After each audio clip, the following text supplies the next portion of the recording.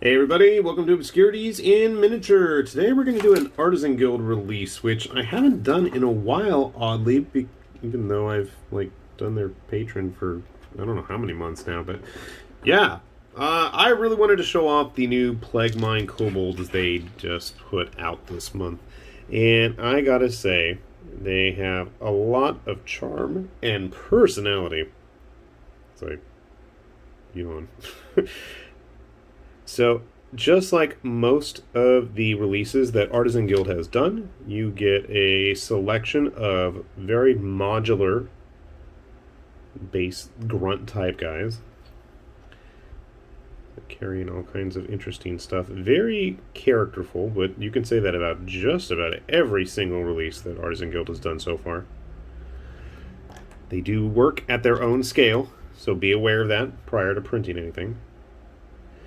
You do have both ranged and close combat and magic options, and if you really want to get crafty and clever, you could always start modifying the size of the limbs from other sets as well. You'll notice that that hand is a little bit funky, and that is because this frozen water washable resin just really took me forever to get right. And all the details are there. I really like this stuff, but it's like you can see right here again.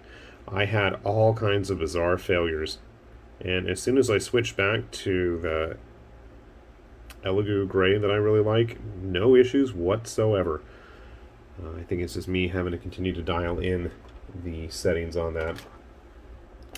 So what kind of options do they have? Well, we've got traditional spears, both poison dripping and regular. An assortment of knives and blades. And again, you can always modify these to fit either hand, to fit any other model if you wanted to enlarge or shrink them down. And here's a more poisoned tipped one. Flails. A shovel. There are a couple of models that could take a two-handed item. Here's another spear. And again, there's a poison and non-poison variety one. And I don't think I actually printed up any of the bows. I did print a quiver for some reason. Some pickaxes, longer blades, a couple of different shield designs. I thought there were some more. I had a rat catcher pole that did not want to print correctly, and I know I didn't print the mage up yet, but you can see here, just at least it's the start of one. I figure if I just get like a piece of sprue or broken blade tip, I can probably glue it on there and it'll work well enough. But this also, I forgot to point out, this is one of the character ones. I think there's like Dogu's the rat catcher or man catcher or something like that. Dog catcher? I don't know. He is a little bit bigger than the rest of the crew. How do they stack up? Well, let's see, I do have a actual Artisan Guild human, so you can see they are shorter, but I think if you were going to use them, say, with,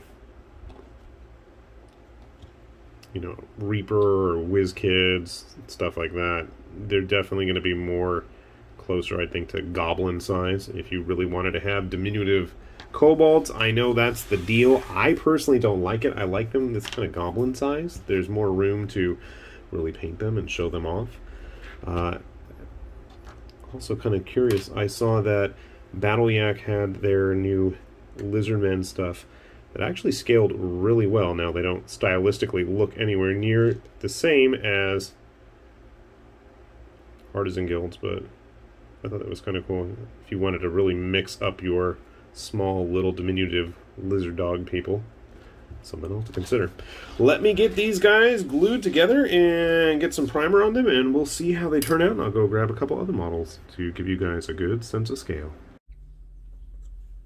Alright, I got a few of our kobold friends all put together here, and I gotta say, I'm pretty pleased with the results. They have a lot of charm and personality to them.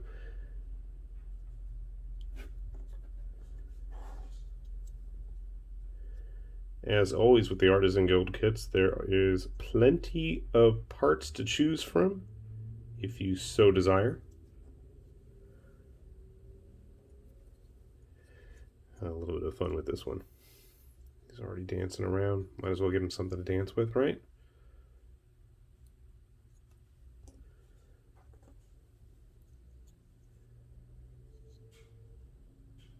I'm not sure why I went with the smaller bases. I'm thinking it's more just because I wanted them to be lower to the ground. When I think of kobolds, I think of, you know, small little guys. These aren't the smallest.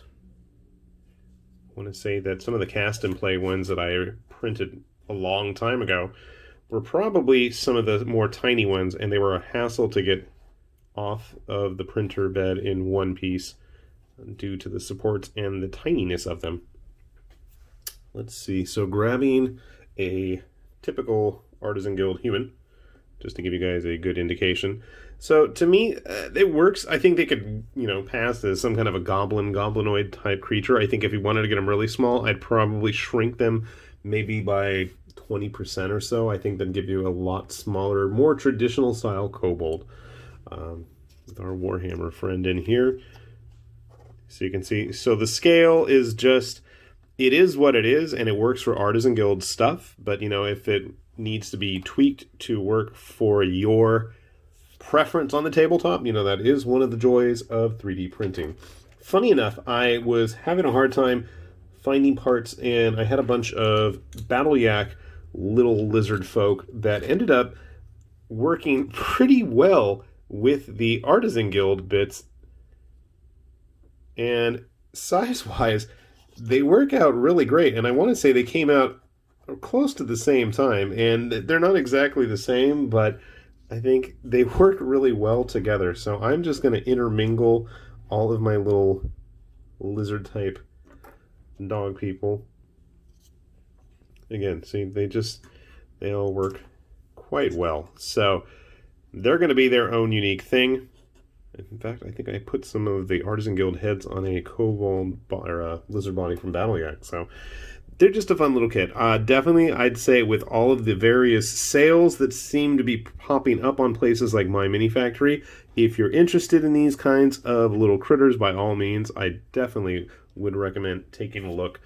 I'm almost at the point where I would like to see Artisan Guild try doing a sci-fi set. I think it would be kind of interesting, just as even a one-off, just to give us, I mean, they do have plenty of like guns and blasters and hand crossbows and things like that, but I think a pure sci-fi set from them would be pretty neat.